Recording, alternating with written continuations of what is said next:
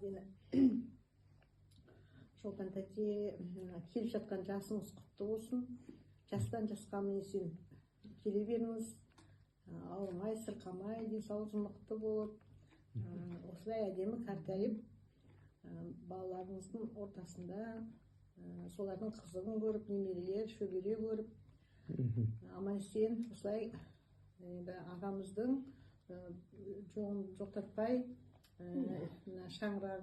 шаңырағында осылай өмір сүре беріңіз. Өзіміз келіп тұрайын, сіздердің қуаныштарыңызға араласып тұрайық, сіздер бізге келіп тұрыңыздар, біз сіздерге келіп тұрайық деген сияқты.